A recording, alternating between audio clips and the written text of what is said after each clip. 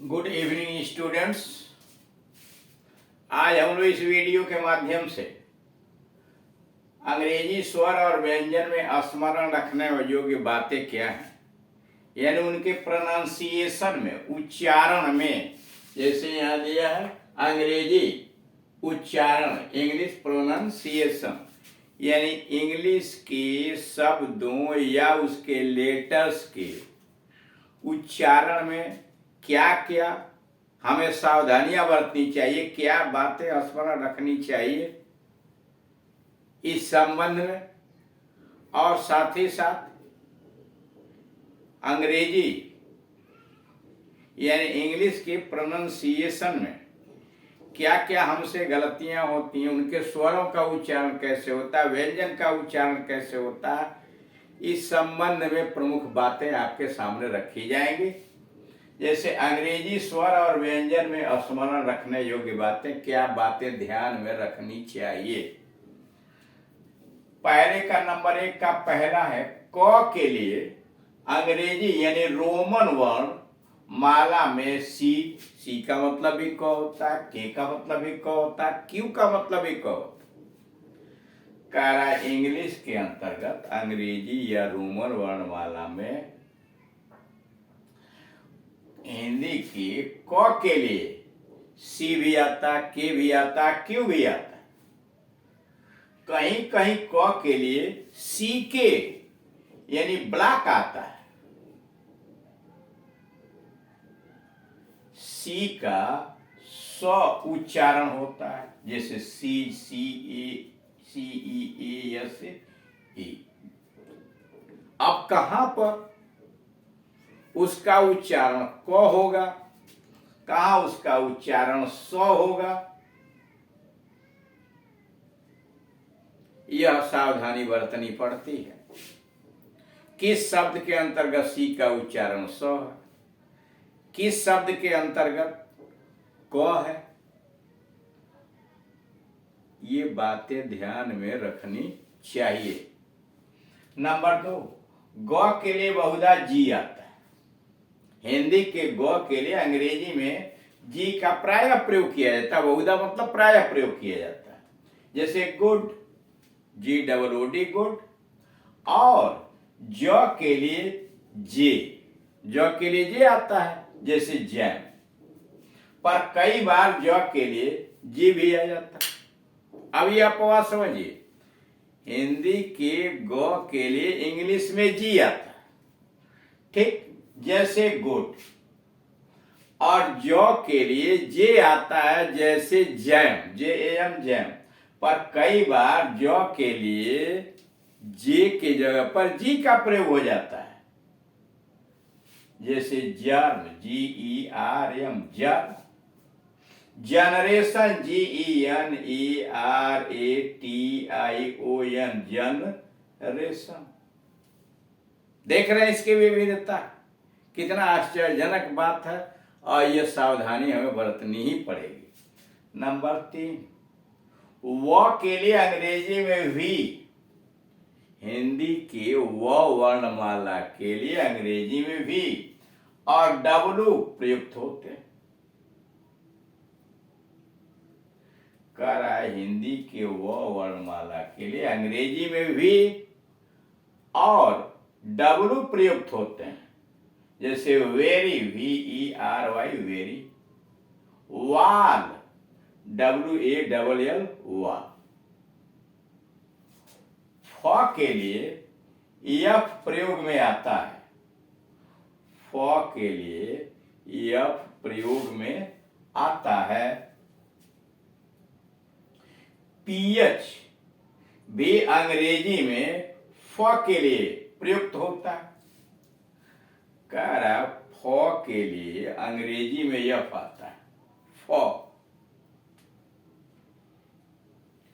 PH भी अंग्रेजी के लिए फ के लिए प्रयुक्त होता है। पीएच भी अंग्रेजी में फ के लिए प्रयुक्त होता है, फ के लिए नहीं। जरा यहां ध्यान दीजिए, फ के लिए नहीं का मतलब यहां फ के नीचे बिंदी डाली गई है। पीएच भी अंग्रेजी में फ के लिए आता है, लेकिन फ के लिए नहीं, फ के लिए यफ आता है। जैसे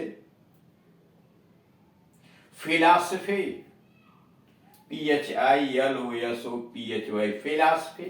और फिलॉसफी में आप देख रहे हैं फ के नीचे बिंदी पड़ा हुआ है, इस फ के नीचे बिंदी पड़ा हुआ है। यह फिलॉसफी नहीं है।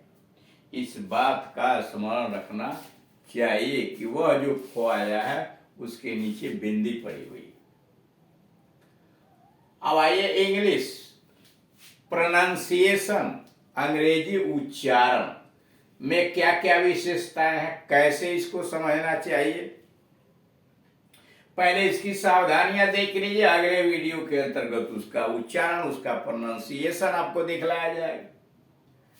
अंग्रेजी स्वरों वावल्स का उच्चारण समझना बहुत महत्वपूर्ण है।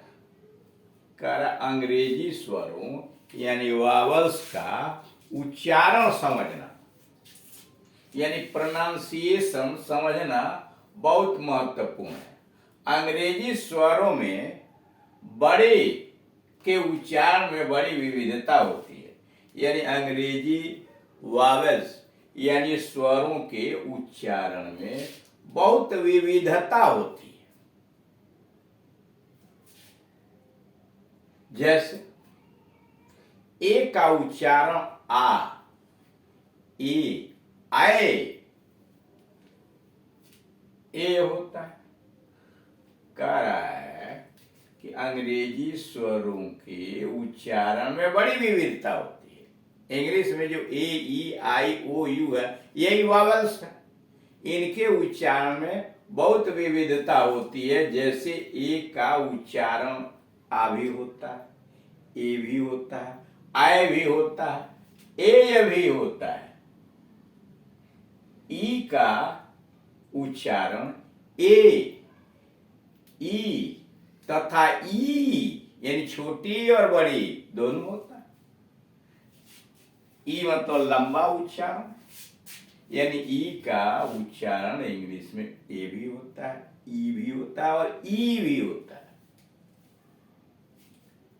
आई का उच्चारण बड़ी ई, आई, आय होता है, यानी आई का उच्चारण बड़ी ई, आई, आय। ओ का उच्चारण आ, औ, उ, बड़ी ऊ, होता है। ओ का उच्चारण आ भी होता है, औ भी होता है,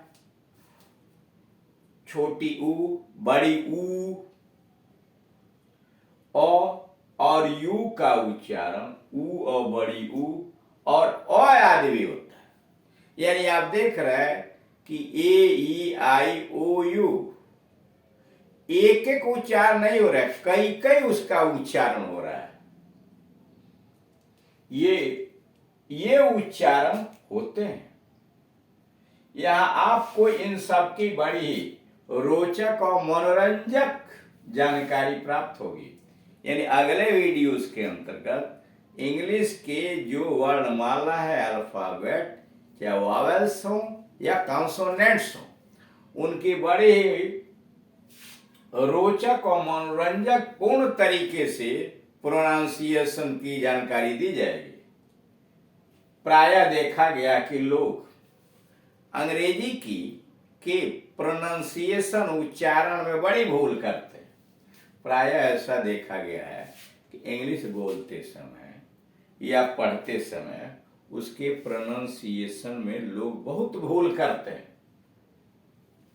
अंग्रेजी भाषा के उच्चारण के कुछ विशेष नियम, अंग्रेजी भाषा के उच्चारण के कुछ विशेष नियम हैं जिन्हें जानना अंग्रेजी सीखने के इच्छुक व्यक्ति के लिए अत्यंत आवश्यक। यानी हर व्यक्ति जो अंग्रेजी सीखना चाहता है उसके लिए यह प्रोनाउंसिएशन के जो नियम है कि कैसे उच्चारण किया जाए, इसकी जानकारी होनी अति आवश्यक।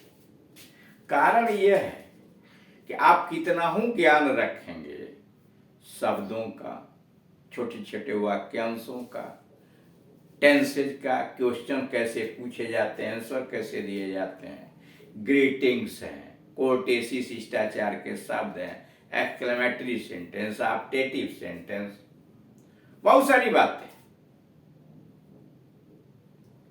इन सबकी जानकारी आप उसको समझ भी रहे हैं, लेकिन अगर बोलते समय आप शुद्ध उच्चारण नहीं करते हैं, उच्चारण आपका अगर गलत हो रहा है तो अर्थ का अनर्थ हो जाएगा। जो बात आप कहना चाहते हैं, जो बात आप समझाना चाहते हैं, सामने वाला वह बात नहीं समझेगा, कुछ और समझ लेगा। इसलिए आप क्या कहना चाहते हैं, उसका शुद्ध उच्चारण क्या होगा, इस बात पर ध्यान रखना चाहिए। इसलिए कि आप जो शुरुआत कर रहे हैं वो फ्लुएंटली इंग्लिश स्पीकिंग, धारा प्रवाह अंग्रेजी बोलना सीखना चाहते हैं, और इसके लिए इंग्लिश भाषा के अंतर्गत जो विभिन्न प्रकार के विधाएं हैं, विभिन्न प्रकार की बातें हैं, उन सब का ज्ञान होना चाहिए, जिसमें प्रोनाउंसिएशन एक प्रमुख अंग है। यानी इंग्लिश शब्दों का शुद्ध उच्चारण एक बहुत ही महत्वपूर्ण भाग है, जिसके विषय में हमें जानकारी होनी चाहिए।